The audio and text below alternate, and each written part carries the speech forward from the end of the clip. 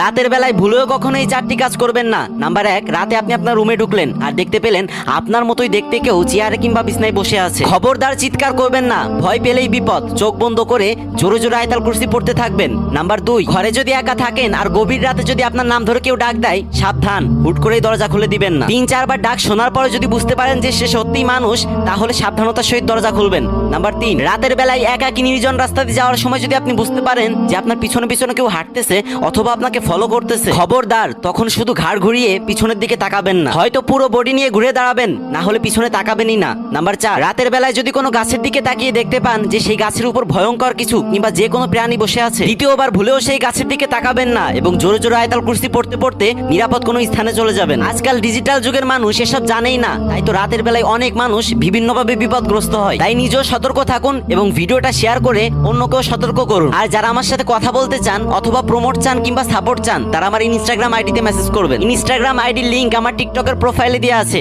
তো ভালো থাকবেন সবাই। আসসালামু আলাইকুম।